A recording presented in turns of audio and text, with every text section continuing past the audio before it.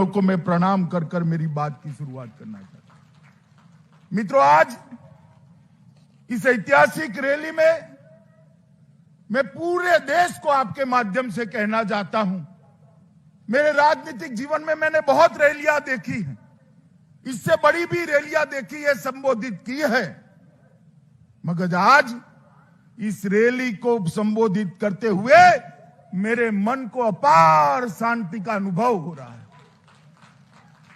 क्योंकि आज से ठीक 1 साल पहले देश के प्रधानमंत्री जी के नेतृत्व में बोडो शांति समझौता हुआ और बोडो शांति समझौते ने प्रधानमंत्री जी ने एक निर्देश दिया कि पूरे उत्तर पूर्व में जहां जहां अशांति है, इंसर्जेंसी है, सभी लोगों के वार्ता करिए और उनके साथ शांति का रास्ता प्रशस्त करिए।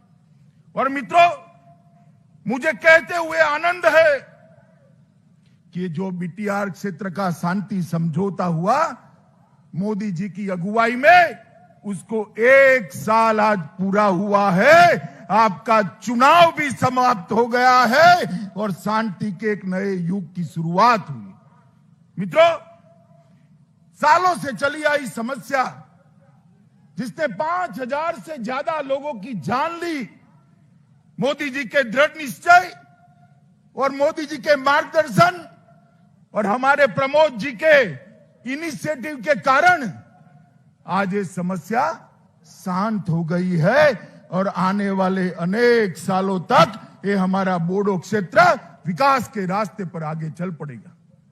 मित्रों, आज मोदी जी के प्रतिनिधि के नाते, भारत के गृह मंत्री के नाते मैं आप सभी को विश्वास दिलाने आया हूं कि बोडो क्षेत्र जो कभी रक्त रंजित हुआ करता था, हथियार उठाने वाले लोग यहां हत्याएं करते थे, अपहरण करते थे, आज मैं आपको विश्वास दिलाना चाहता हूं कि कुछ ही सालों में पूरे असम में सबसे विकसित क्षेत्र ये हमारा बोडो क्षेत्र होने वाला है। मित्रों, सबसे विकसित क्षेत्र होने, और इसीलिए मैं आज जब बोडोफा उपेंद्र नाथ ब्रह्मा जी की मूर्ति को पुष्प चढ़ा रहा था, तो रूपनाथ ब्रह्मा जी और उपेंद्र नाथ ब्रह्मा जी को उन्होंने जो स्वप्न देखा था इस क्षेत्र के विकास का, इस क्षेत्र में शांति का, इस क्षेत्र में आपके अधिकारों का, उसको मैं साकार होते हुए देख रहा हूं। इसलिए मैंने कहा मेरे मन को अपार शांति है। दूसरी शांति का विषय है, इस क्षेत्र में मैं कई बार आया हूं, कई रैलियां की हैं, चुनाव में भी की है, पहले भी की है, परंतु मित्रों, जहां बोडो और नॉन बोडो दोनों उपस्थित हो, ये पहली रैली है और इसलिए भी ये रैली का महत्व है। यहां बोडो भी है, नॉन बोडो भी है, और जिन्होंने जहर पिलाया था बोडो नॉन बोडो को, ये सबको ये संदेश है कि बोडो भी यहां के हैं, नॉन बोडो भी यहां के हैं, सब असम के पुत्र है, सब भारत मां की संतान है, सब मिलकर इस देश को आगे बढ़ाएंगे, असम को विकास के रास्ते पर ले जाएंगे। पूरे असम के अंदर इस प्रकार का जहर फैलाकर जिन्होंने शांति का भंग किया था, उनको आज ये रैली इसका एक जवाब है। मित्रों, एक ऐतिहासिक बोडो समझौता 27 जनवरी 2020 के दिन देश के प्रधानमंत्री मोदी जी के नेतृत्व में हुआ। मुझे उसमें उपस्थित रहने का सौभाग्य मिला था और उस वक्त जो बातें हुई थी लिखित में और मौखिक, मैं आज आप सबके सामने इसका कमिटमेंट दोहराने आया हूं कि भारत सरकार वो सारे वादों को पूरा कर कर आपके विश्वास को पूरा करेगी। मित्रों, असम सरकार ने भी, हमारे मुख्यमंत्री सर्बानंद जी और भाई हेमंत विश्व शर्मा ने भी इस समझौते के लिए बहुत अच्छा प्लेटफॉर्म तैयार करने का काम करा। और मैं आज भी सभी लोगों को कहना चाहता हूं कि ये जो वादे किए गए हैं वो हमारे प्रधानमंत्री जी के पूर्वोत्तर के विकास के विजन के लिए इसका एक हिस्सा है और इसको पूरा करना हम सबका लक्ष्य है। मित्रों, प्रधानमंत्री जी ने न केवल आसाम, पूरे पूर्वोत्तर क्षेत्र के अंदर जो इंसर्जेंसी हुई उसको एक के बाद एक समाप्त करने की शुरुआत की है और इसका शुभारंभ ये बोडो शांति समझौते से हुआ है। इसके बाद ब्रू और रियांग के सेटलमेंट का प्रयास किया गया। 8 अलग अलग हथियारी ग्रुपों ने हमारे मुख्यमंत्री के सामने 700 लोगों ने हथियार डालकर शांति का रास्ता प्रशस्त किया और ये सारी प्रक्रिया विकास के रास्ते में हमें ले जाने वाली है, क्योंकि मोदी जी ने जो न्यू इंडिया की कल्पना की है, आत्मनिर्भर भारत की कल्पना की है, वो कल्पना न्यू बोडोलैंड और आत्मनिर्भर बोडो क्षेत्र के अलावे समाप्त नहीं हो सकती। इसलिए हमें इसके सामने जाना है। मित्रों, आज हिंसा का युग समाप्त हो रहा है और शांति का युग शुरू हो रहा है।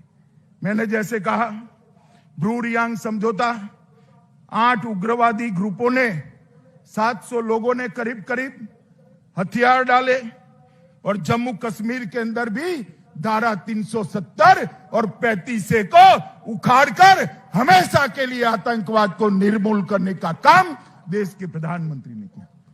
कहते थे वहां ये हो जाएगा, वो हो जाएगा, रक्त रंजित हो जाएगा जम्मू कश्मीर। मित्रों, मैं आज आपको बताने आया हूं कि अभी अभी वहां पंचायत के चुनाव हुए, पुलिस को पूरे जम्मू कश्मीर में एक भी गोली नहीं चलानी पड़ी और शांतिपूर्वक ये हुआ। यहां पर भी चुनाव हुआ, 80% से ज्यादा वोटिंग हुआ। जिसने जिसको वोट देना था उसको वोट दिया, मगर कहीं पर भी हिंसा नहीं हुई, एक भी बूथ पर पुलिस को गोली नहीं चलानी पड़ी। मैं मानता हूं ये हम सबका संयुक्त विजय है, शांति का विजय है मित्रों। और ये भारत की जो परंपरा है उसको आगे बढ़ाने का काम है। मित्रों, चुनाव को जिस प्रकार से हमने संपन्न कराया है, मैं आज आपको विश्वास दिलाने चाहता हूं, ये यूपीपीएल और बीजेपी का जो गठबंधन हुआ है, प्रमोद जी एनडीए में आए हैं, ये पूरे क्षेत्र के लिए शुभ साबित होने वाला है, आपका विकास का रास्ता आगे बढ़ाने वाला है। मित्रों, एनडीए में यूपीपीएल का आना और यहां यूपीपीएल बीजेपी की साझा सरकार बनना, वो बताती है कि आने वाले दिनों में पूर्ण बहुमत के साथ भारतीय जनता पार्टी की सरकार आसाम के अंदर बनने वाली है। ये इसका ट्रेलर है, ट्रेलर। और जो कांग्रेस पार्टी अपने कालखंड के अंदर शांति नहीं ला सकी, विकास नहीं ला सकी, वो आज हमें सलाह दे रहे हैं। मैं पूछना चाहता हूं कांग्रेस पार्टी को, इतने सालों तक असम रक्त रंजित रहा, ये मेरा बोडो क्षेत्र रक्त रंजित रहा, क्या किया आपने? जो भी किया नरेंद्र मोदी की भारतीय जनता पार्टी की सरकार ने किया। बहुत हो गए लड़ाई झगड़ा, अब विकास के रास्ते पर हमें आगे बढ़ना है। और मित्रों, मैं आज आप सबको अपील करने आया हूं कि जैसे सेमीफाइनल जीता है, फाइनल मैच भी उसी तरह से जीतना है। जरा मुझे बताओ, जीतना है ना? सब लोग सहमत है ना? मित्रों, ये रास्ता जो शांति का प्रशस्त हुआ है, वो पूरे क्षेत्र को विकास के रास्ते पर ले जाने वाला रास्ता है।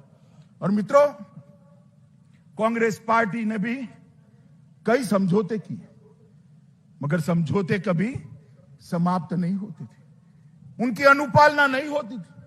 वादे तो बहुत करते थे, वादे पूरे नहीं होते थे। मगर मैं आपको बताता हूं, ये नरेंद्र मोदी सरकार है जो वादे प्रधानमंत्री करते हैं उसी को अपने ही कालखंड के अंदर समाप्त करते हैं। ये बोडो शांति समझौता कर प्रमोद जी मेरी ऑफिस में आए थे और उन्होंने मुझे कहा कि सारी चीजों का अनुपालना होना चाहिए। और मित्रों, मैंने उनको वादा किया था कि हम चुनाव के पहले पहले ये सारी चीजों को समाप्त कर आपके लिए और बोडो क्षेत्र के लिए शांति का काम करेंगे।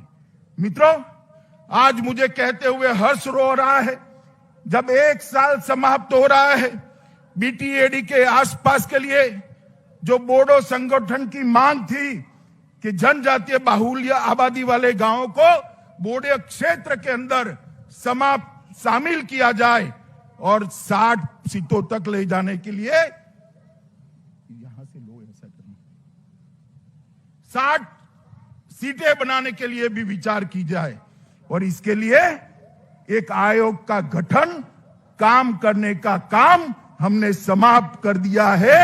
ये आयोग अब आसपास के गांवों का सर्वे कर निर्णय करेगी। बीटीएडी को बीटीआर के रूप में नामकरण करने का मांग था, उसको भी कर दिया गया है और ये पूरा क्षेत्र अब बीटीआर के नाम से जाना जाएगा।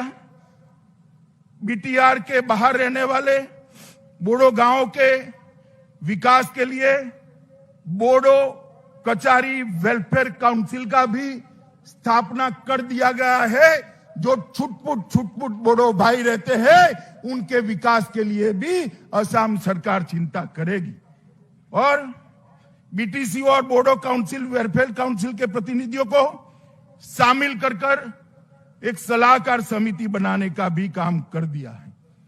नए पदों का सृजन और खाली पद है इसकी भर्ती के लिए असम के मुख्य सचिव की अध्यक्षता में एक कमेटी बनाई गई है जिसमें गृह विभाग के भी प्रतिनिधि होंगे। और मित्रों, सबसे बड़ी बात है कि आत्मसमर्पण करने वाले सभी शरणार्थियों को 4 लाख रुपए की जो सहाय देनी थी, आज आपके सामने भी उसका चेक देने की शुरुआत भी ये भारतीय जनता पार्टी की सरकार ने करी है। बोडो भाषा को सम्मान देने का हमने वादा किया था। असम के मुख्यमंत्री और हेमंत विश्व शर्मा बैठे हैं। असम सरकार ने राज्य की सह राजभाषा का दर्जा बोडो लैंग्वेज को देकर आज वर्षों पुरानी मांग समाप्त कर दी है। बोडो मीडियम के स्कूल खोलने के लिए भी अलग डायरेक्टरेट स्थापना करने का काम शुरू कर दिया गया है और डायरेक्टरेट को निर्देशालय को स्थापित भी कर दिया गया है। असम सरकार उदुलगढ़ी, बक्सा और चिरांग में 3 मॉडल डिग्री कॉलेजों की भी स्थापना कर रही है। हमारा एक और वादा हमने पूरा कर दिया है। बोडोफा उपेंद्रनाथ ब्रह्मा के नाम पर उत्कृष्ट सांस्कृतिक परिसर, इसकी स्थापना की भी प्रक्रिया हो गई है। चुनाव के पहले पहले इसकी स्थापना को भी हम परिपत्रित कर उपेंद्रनाथ ब्रह्मा को श्रद्धांजलि देने का काम करेंगे। मुझे एक घोषणा करते हुए बहुत आनंद हो रहा है मित्रों कि 500 करोड़ रुपए सिर्फ बोडो क्षेत्र के रोड नेटवर्क के लिए आवंटित किए गए हैं और ये रोड का जाला समग्र बोडो क्षेत्र को विकास के रास्ते पर ले जाएगा। मित्रों, बोडो समझौते में 5000 करोड़ का जो पैकेज निर्धारित किया गया था, इसमें सारी मांग होने के बाद ऊपर मैंने जो गिना है उसके अलावे 750 करोड़ रुपया और उसकी 65 योजनाओं को हमने चालू कर दिया है और उसमें से 570 करोड़ रुपया अलग से आवंटन भी हो चुका है। मित्रों, मैं यहां पर आज वादा करने आया हूं कि बोडो जनजाति के हर अधिकार को, बोडो संस्कृति को, बोडो भाषा को हम सुरक्षित रखेंगे, इसका संरक्षण भी करेंगे, इसका संवर्धन भी करेंगे और उसको आगे भी बढ़ाएंगे। क्योंकि नरेंद्र मोदी सरकार मानती है, इस देश के प्रधानमंत्री मानते हैं कि सबका साथ, सबका विकास और सबका विश्वास, यही एक मंत्र है जो भारत को आत्मनिर्भर बना सकता है। और प्रधानमंत्री जी का सीधा ध्यान है बोडो समझौते का अमल कैसे हो रहा है। और मैं आपको फिर से एक बार कहना चाहता हूं कि आर्थिक, सांस्कृतिक, शैक्षणिक हर प्रकार की प्रगति को हम सुनिश्चित करेंगे और साथ ही साथ आपके राजनीतिक अधिकारों का भी सुरक्षा हम करेंगे। उचित स्थान बोडोलैंड के हमारे प्रतिनिधियों को असम सरकार के अंदर भी मिलेगा। मित्रों, असम के अंदर 2014 में भारतीय जनता पार्टी की सरकार बनी और उसके साथ ही शांति, विकास और रोजगारी के एक नए युग की शुरुआत हुई। असम के अंदर सालों से अलग अलग नाम से युवाओं को गुमराह किया जाता था। कभी संस्कृति की बात करते थे, कभी भाषा की बात। कुछ नहीं होने वाला। असम की संस्कृति और भाषा को आपसे ज्यादा सुरक्षित करने का काम भारतीय जनता पार्टी करेगी। इसका ठेका किसी एक पार्टी का नहीं। और ये कांग्रेस पार्टी सालों तक असम को रक्त रंजित करती रही और अलग अलग प्रकार के आंदोलन करते रहे। मैं पूछना चाहता हूं, अगर ये आंदोलन न हुए होते तो आज हमारा असम कहां पहुंचा। सर्बानंद जी को मुख्यमंत्री बनाया, हेमंत जी सीनियर मंत्री बने। आज 5 साल में जो 70 साल में विकास नहीं हुआ था, वो विकास असम का हुआ है और ये शांति प्रक्रिया के लिए है।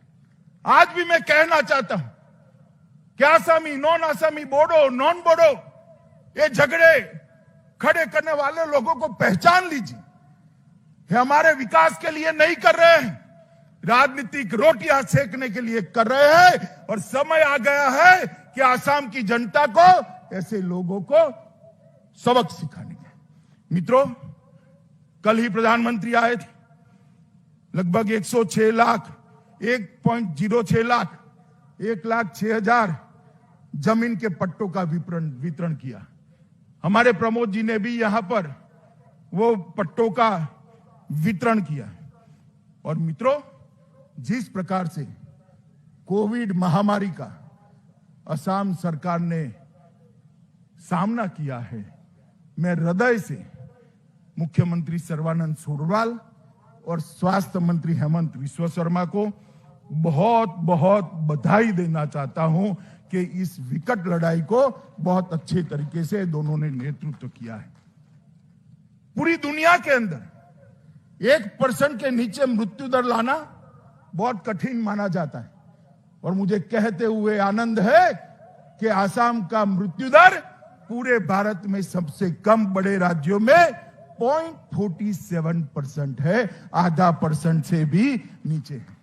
और जो लोग बीमार हुए उसमें से 98% लोग आज स्वस्थ होकर अपने परिवार के पास लौट गए हैं। मैं फिर से एक बार असम के मुख्यमंत्री और स्वास्थ्य मंत्री, ये दोनों की जोड़ी को बहुत बहुत बधाई देना चाहता हूं। मित्रों, टीकाकरण का जहां तक सवाल है, ढेर सारे केंद्र बनाकर टीकाकरण को भी अच्छे तरीके से शुरू हो गए और असम को, पूरे असम के अंदर मोदी जी ने प्रधानमंत्री गरीब कल्याण योजना के तहत अनाज भेजने का काम किया।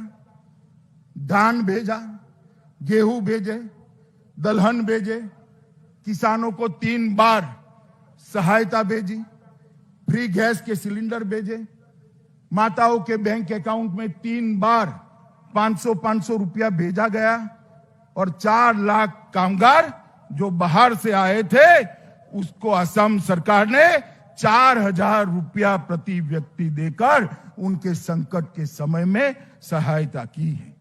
और जो विदेश में पढ़ रहे थे छात्र, उसको भी 1,000 अमेरिकन डॉलर की सहायता करने का काम ये भारतीय जनता पार्टी की असम सरकार ने किया है।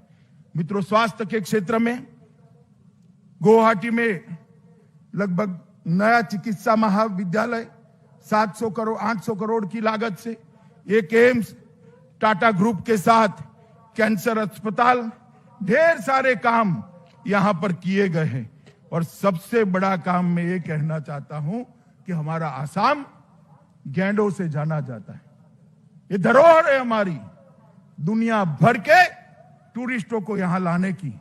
सर्बानंद सोनोवाल ने जंगल को घुसपैठियों से मुक्त कर कर गैंडों के शिकार पर कंट्रोल लाकर आज ये पूरे क्षेत्र को टूरिज्म के लिए खुला है।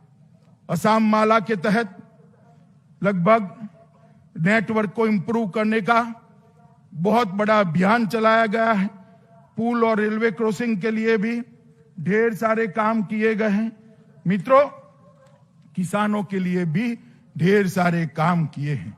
मगर नरेंद्र मोदी सरकार न केवल आसाम, पूरे उत्तर पूर्व के विकास के लिए कटिबद्ध है।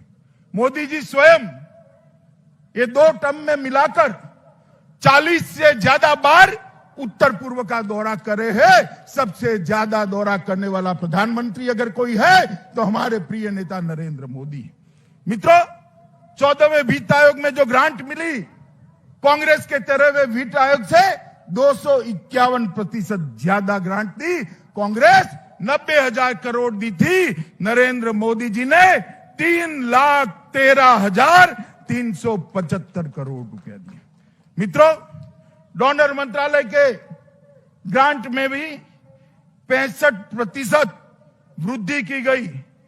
सिक्किम में पोक्यांग में 550 करोड़ का हवाई अड्डा, असम में ब्रह्मपुत्र नदी पर 6,000 करोड़ का बोगीबिल रेल सह सड़क पुल, कुमारघाट अगरतला के लिए नई रेल लाइन, मीटर गेज को ट्रंक लिंक से ब्रॉड गेज में बदलने के लिए 8,000 करोड़, तुरियाल जल विद्युत योजना मिजोरम 1,400 करोड़, पारे जल विद्युत योजना अरुणाचल 1,600 करोड़, त्रिपुरा गैस आधारित बिजली प्लांट 1,100 करोड़, NH44 त्रिपुरा के अंदर 800 करोड़, अरुणाचल के अंदर चांगलोंग खोस सड़क 450 करोड़ और आसाम में NH37 में 400 करोड़ रुपया का और निवेश। ढेर सारे काम।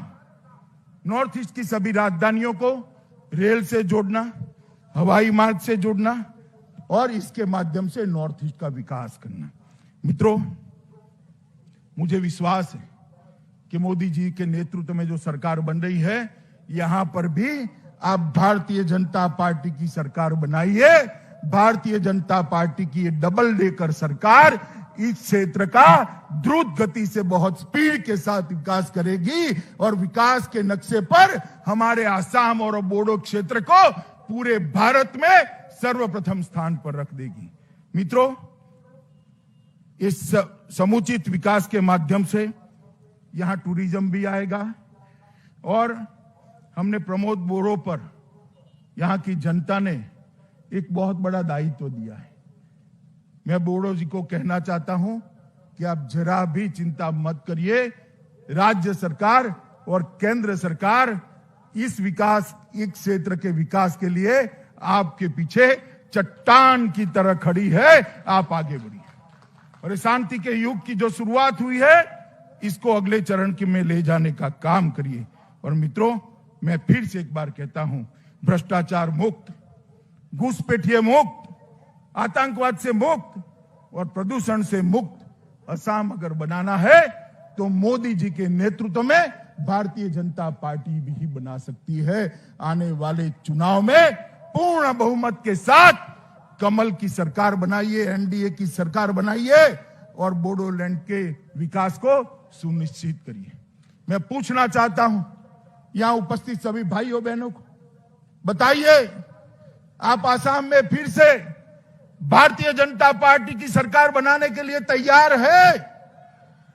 सुनाई नहीं पड़ता, हाथ ऊपर कर जोर से बोलिए, तैयार है।